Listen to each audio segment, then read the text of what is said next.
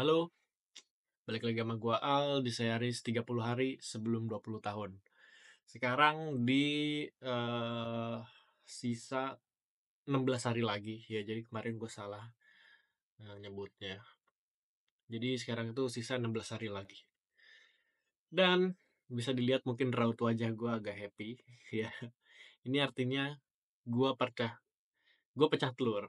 Ya, jadi dari hasil iklan eh masuk beberapa chat. Seingat gue terakhir itu ada kayaknya sekarang tuh intinya kurang dari 10, apa mungkin udah 10 yang masuk chat gitu ya.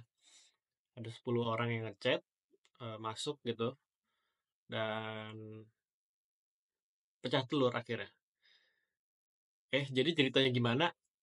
Yaitu soal yang kemarin iklan ke reject itu udah langsung ke solve. Jadi ternyata yang harus dilakuin itu kayak masuk ke bisnis supportnya dan langsung minta review gitu ya.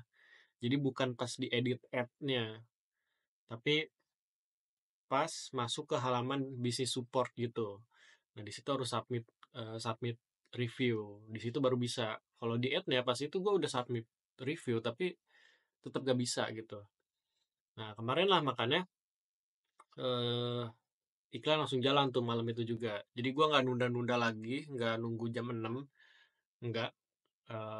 Itu juga ternyata aman-aman aja pakai cara itu, pakai cara lama gue ya, yang dimana gue suka banget jalanin iklan tuh malam-malam aja biar ngeprosesnya tuh lama gitu.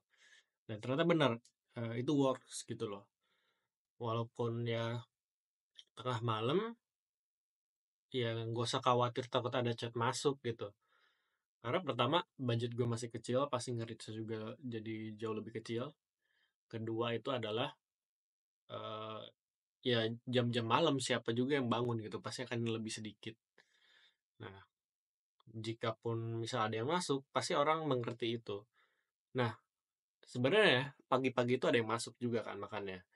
Tapi gue baru bales tuh jam 9-an pas gue bangun. Nah, dibales oke. Nah, bahkan yang orang yang satu chat itu orangnya sebenarnya kepengen gitu ya. Ini sebagai apa ya, customer yang bener-bener pengen banget gitu dia.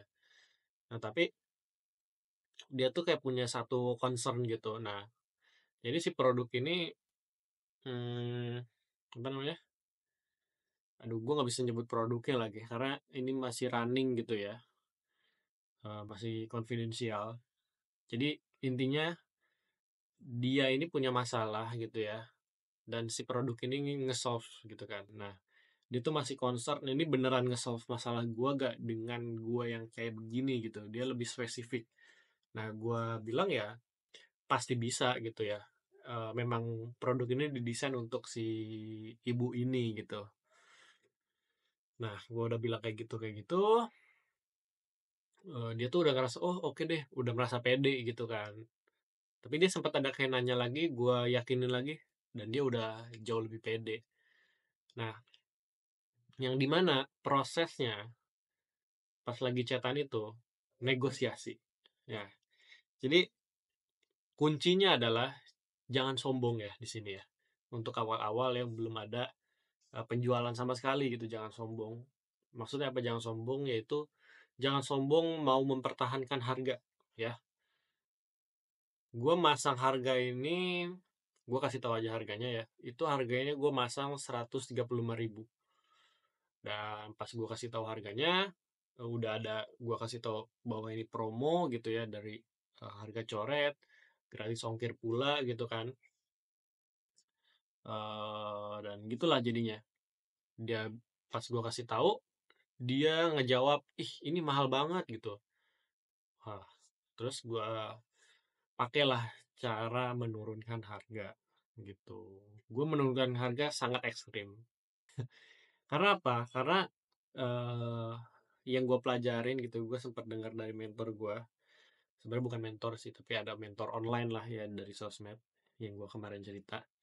Jadi beliau bilang kalau ada yang masuk dan dia bilang ngerasa kemahalan, langsung aja potong harganya, lebih ekstrim. Nah, makanya itu pentingnya kita tuh dari awal tuh ngeset harga tinggi, punya banyak margin biar bisa potong ekstrim gitu. Walaupun potong ekstrim, yang penting gak boncos gitu. Nah, sebenarnya gue agak bodoh juga sih, gue gak tahu ini bodoh atau enggak. Kalau gue hitung-hitung tuh ya masih untung gitu sih. Kalau hitung sementara kemarin ya, yang tadi ya, gue udah eh, potong itu dari 135 jadi 105.000. Anjir, itu ekstrim banget.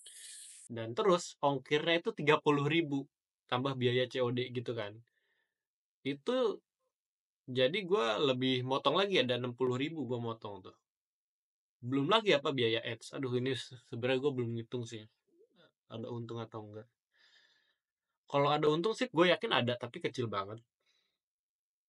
Tapi yang terakhir gue belum cek adalah biaya ads-nya. Jadi cost untuk dapetin customer itu berapa per biayanya gitu ya. Jadi itu yang mesti gue hitung lagi. Tapi ya itu cara yang sangat works teman-teman. Terbukti kayak gini ya yang gue lakuin itu. Nah, jadinya saat di customer-customer selanjutnya yang masuk ke chat, gue gituin langsung. Gue langsung tembak. Nggak langsung sih, nggak langsung ngeblast gitu. Dari harga segini jadi segini, enggak. Tapi nunggu beberapa menit gitu ya, beberapa jam malah. Baru gue kasih, oh sekarang ada potongan lagi, jadi segini, jadi segini. Dan itu works juga, jadi orang ngebales, jadi orang notice lagi. Itu setidaknya ya ada progresnya. Nah, dalam banyak kasus kayak gitu, banyak orang yang diem aja gitu ya, dan itu nggak apa-apa ya, karena ada nih satu orang nih yang gue pecah telur ini, dia langsung mau gitu, gue langsung tembak. Awalnya kan si harga 135 itu ya, gue tetap pakai harga itu tuh untuk awal. Baru gue apa namanya, kirim lagi, follow up lagi, sekarang ada potongan jadi 109.000. 109.000 ya by the way ya, yang tadi 105.000 itu untuk si satu orang itu. Gue masih agak salah ngitung sih ya, jadi makan gue naikin dikit lah gitu, jadi 109.000 ya. Gue langsung follow up lagi, masukin itu, dibaca dan dibalas gitu, jadi dia tertarik, oh oke deh mau gitu ya, langsung mau tuh. Makanya ya itu works juga, tapi tetap akan gue harus perbaiki secara flow atau SOP follow up-nya ya, masih banyak harus yang gue pelajari gitu. Jadi secara update, gue ada proses orderannya, si ibunya juga langsung oke aja gitu kan ya, udah aman, gue kirim resinya segala macam. Dan untuk proses orderannya untuk ke Ostok, eh mestinya udah selesai sih. Gue nggak tahu, gue masih takut salah gitu ya, ini sebenarnya udah keproses atau belum gitu, karena ini kayak seamless banget jujur pakai Ostok itu, kayak hah, ini proses orderan udah nih kayak gini doang gitu. Jadi gue kayak masih agak-agak ragu gitu, karena kok segampang ini, apakah gue ada yang kurang gitu ya.